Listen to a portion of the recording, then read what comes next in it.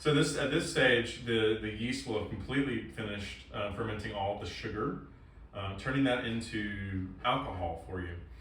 But at this stage, there's still some things that the yeast are using. They're still converting some of the things still found in this mead into alcohol.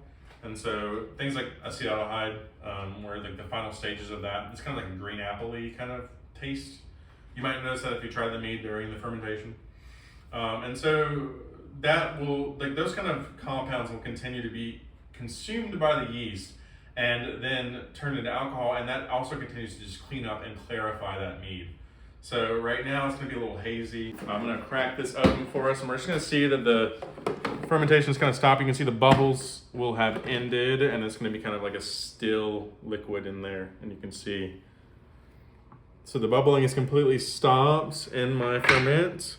And this has taken about 2 weeks to get to this stage. You should see something between 10 and 30 days typically for a ferment. So I can tell that the mead is completely stopped. All the bubbles have stopped coming up on the surface. And so now we're almost at the stage where we want to transfer this.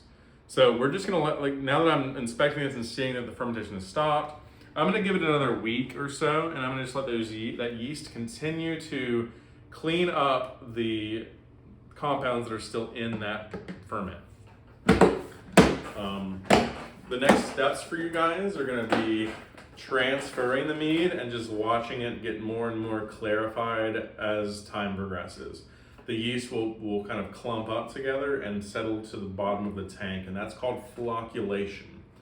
And so that's just a term that we use to say that the yeast are going to be done with that ferment, fall asleep, and go and settle at the bottom of your tank.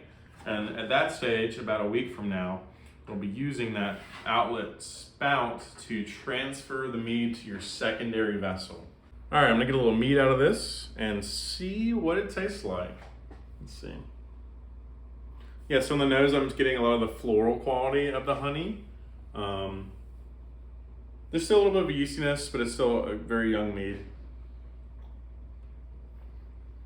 I'm getting like that lemony kind of taste from it. This little like citrus note. It's very like light and like almost like springy honey. I would call it like spring honey. The first thing that comes to my mind when I think of lemon is blueberry, because it pairs so well. So I could make like a really good blueberry lemon mead with this. If I were to like take some like lemon zest, I wouldn't add any more acidity, but I would add some zest, maybe the lemon, and I would add like fresh blueberries to it in the secondary. For our next video, we're gonna be doing a transfer where we're gonna be taking the mead out of the primary fermenter and putting it into our secondary vessel to age and let it help clarify and get really tasty over time, about another month or so.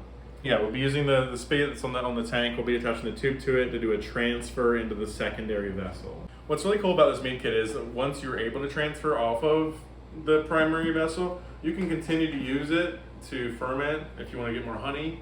Like about a gallon of honey typically is good for a 5-gallon bucket. But you can also do other ferments in this. If you have fruit growing in your yard, if you have fruit from a friend or a neighbor or a farmer, you can put that in there with like water, a yeast, and then like make like fruit wines. So you can do all sorts of things with your mead kit. It's not just for mead. Okay, so once again, guys, feel free to leave a message or questions in the comments below, and we're happy to always answer any questions you have. Yeah, so woohoo!